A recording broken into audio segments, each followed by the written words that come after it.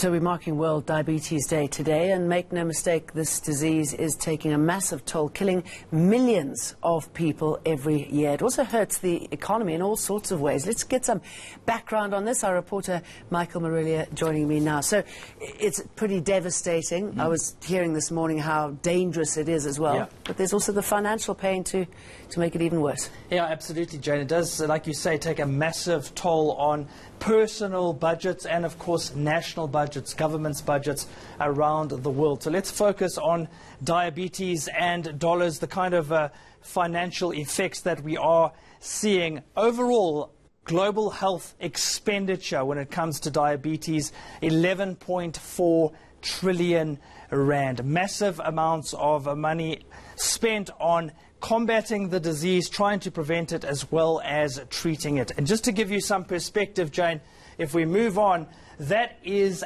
double the size of South Africa's entire economy. So South Africa's economy in 2018, around about 5.5 trillion rand. So the spending on diabetes, again, if we move on and put that in perspective, is double the entire size of our economy. So there we have it. South Africa's GDP, 5.49 trillion in 2018.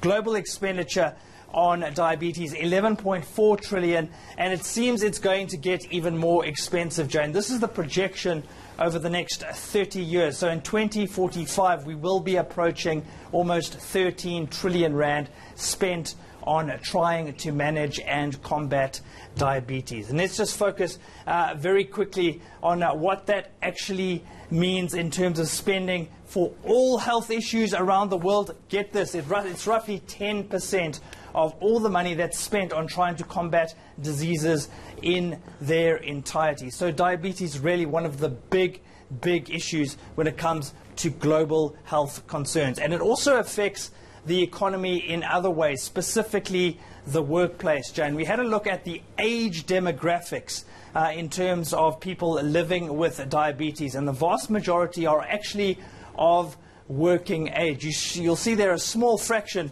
are children and adolescents.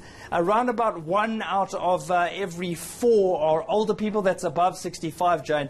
But more than 70% are actually of working age. So it's becoming increasingly important, Jane, for the corporate world and for the working world to be able to manage diabetes and help those people who are living with the condition. And I mean, incredibly, we're spending more on it, and yet the numbers just keep rising. Yeah, absolutely. It is getting easier to manage, and that the technology and the science behind diabetes is improving. But if we just take a look at the trend line, James, and you'll get a sense of where it has been heading over the last few years. So in 2000, experts estimated there were around about 151 million people living with diabetes around the world. It tripled in the space of just 20 years. Take a look at that now, Jane. 2019, 463 million people living with diabetes.